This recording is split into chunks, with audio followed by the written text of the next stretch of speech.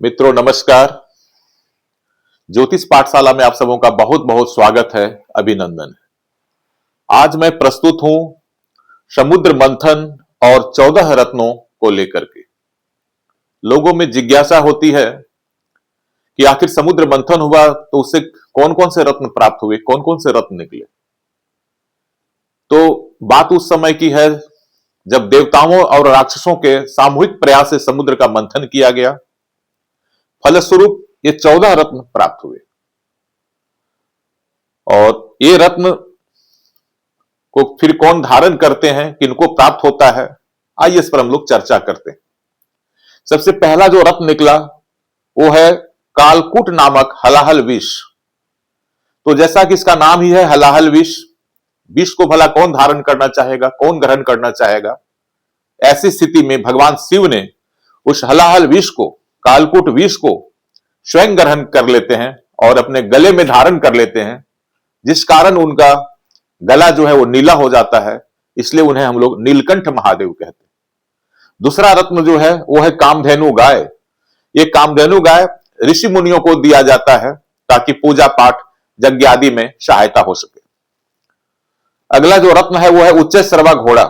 ये बड़ा खूबसूरत घोड़ा, आकाश में उड़ने वाला घोड़ा, सफेद रंग का खूबसूरत घोड़ा, ये दानवेंद्र राजा बलि को दिया जाता है, अर्थात दानवेंद्र राजा बलि उसे ग्रहण करते। अगला रत्न है वो है ऐरावत हाथी, सबसे शक्तिशाली हाथी। ऐरावत हाथी निकलता है और ये इंद्रदेव को दिया जाता है, अर्थात इंद्र इसे अपने सेना में रखते हैं, अपने सेना में इसका प्रयोग करते हैं। अगला रत्न जो है वो है कौस्तुभ मणि। दुनिया का सबसे खूबसूरत मणि जो है कौस्तुभ मणि, यह निकलता है और इसे भगवान विष्णु को प्रदान किया जाता है, अर्थात श्री हरि विष्णु कौस्तुभ मणि को धारण करते हैं। अगला जो रत्न है वो है कल्प वृक्ष। मानव कल्याण के लिए सबसे लाभदायक रत्न के रूप में कल्प वृक्ष निकलता है। अगला जो रत्न है वो है रंभा। रंभा बहुत ही खूबसूरत अप्सरा थी और ये इंद्र की सभा में शोभा बढ़ाती है, अर्थात ये इंद्र की सभा में रहती है। अगला रत्न है महालक्ष्मी।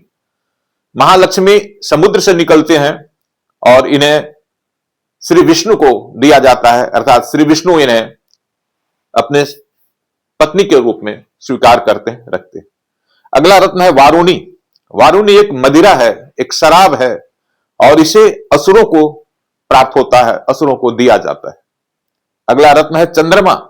समुद्र मंथन से चंद्रमा रूपी रत्न निकलता है और इसे शिव अपने जटाओं में धारण करते हैं, अपने मस्तक पर से धारण कर लेते हैं।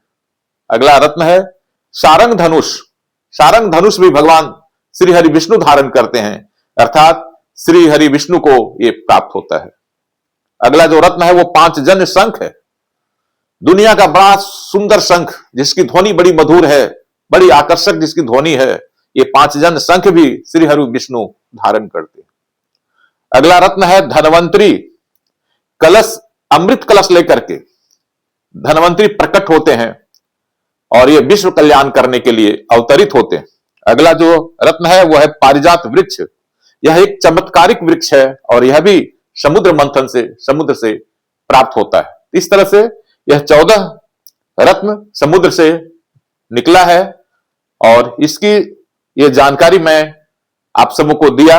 अगर आप सबों को यह जानकारी अच्छी लगे तो आप कमेंट करके बताने की कृपा करेंगे। धन्यवाद।